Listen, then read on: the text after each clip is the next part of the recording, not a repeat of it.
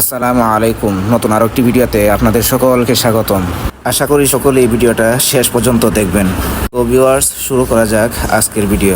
চলে আসলাম বাড়িতে আসার কোথাও ঘুরতে যাবো না, এটা কেমন কথা। বন্ধু সবাইকে খবর দিলাম, সবাই চলে আসলো। এই যে আমরা সবাই একসাথে এখন এখানে আছি। সাথে দেখা হয়ে গেল আরেকটা বাল্যকালের বন্ধু, তার সাথে চলে আসলাম আমরা দমাবাসা ব্রিজের এখানে। আসার পর দেখা হয়ে গেল আরও কয়েকজন বন্ধুর সাথে।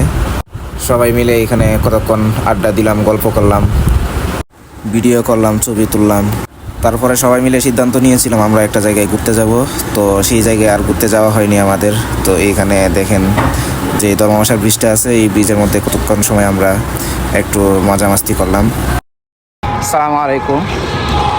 এটা আমাদের কংস নদী, মাশাআল্লাহ অসাধারণ দৃশ্য, সুন্দর একটা দৃশ্য। এটা হয়েছে আমাদের দমাবাসা থানা, তো সিলেট বিভাগে পড়ছে। আর এই পাশটা হলো আমাদের ময়মনসিংহ বিভাগ। মাশাআল্লাহ দেখেন কংস নদীর পানিও স্বচ্ছ সুন্দর।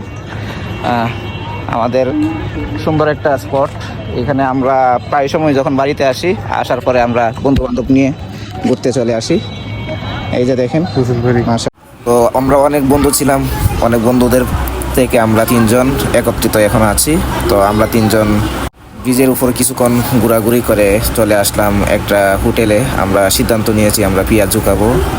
এই হোটেলটা আমাদের অনেক পূর্ব পরিচিত।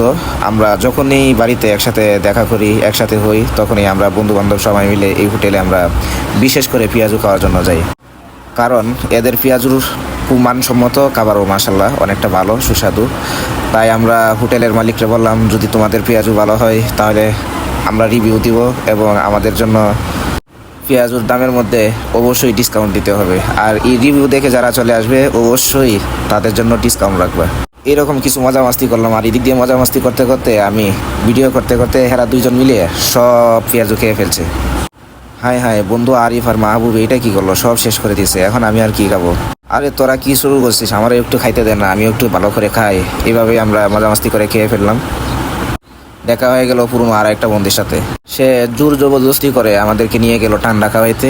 আর একটা খুশির খবর হলো, আজকেই তাকে জামাই দেখতে আসছে তার শ্বশুরে। বন্ধুর দেওয়া ঠান্ডা খেয়ে চলে আসলাম থানার দিকে। থানায় এসে দেখি আমাদের আরেক বন্ধু আমাদের সাথে খুব রাগ অভিমান করেছে। তার রাগ অভিমান ভাঙাতে আমাদের অনেকটা সময় লেগে গেল। তাকে একটু আদর যত্ন করলাম, ভালোবাসা দিলাম, সেও আমাদের ভালোবাসা অনেকটা উপভোগ করলো। সাধারণত প্রাণীরা কারো ক্ষতি করে না যদি তার ক্ষতি কেউ না করে। কিছু একটা বলছিলাম আর সে সেই দুই কান দিয়ে খুব মনোযোগ সহকারে শুনছিল। যাক, বলতে বলতে অনেক কথাই বলা হলো। সে তার অভিমান থেকে কোনোভাবেই বের হতে পারছে না, আমার সাথে অভিমানই রয়ে গেল। খুব কষ্ট লাগলো, আমি তাকে কোনো কিছু খাওয়াইতে পারলাম না। বন্ধু, নেক্সট টাইম দেখা হলে তোমাকে অবশ্যই খাওয়াবো। তো আমরা তিন বন্ধু মিলে কিছু কথা বলছিলাম, কিছু মত বিনিময় প্রকাশ করছিলাম। সুন্দর একটা দৃশ্য, সেই দৃশ্যগুলো আমরা উপভোগ করছিলাম। আরিফ আর মাহবুব, তোমাদের অনেক মিস করছি। তোমাদের সাথে অতি শীঘ্রই ইনশাল্লাহ আবারও দেখা হবে।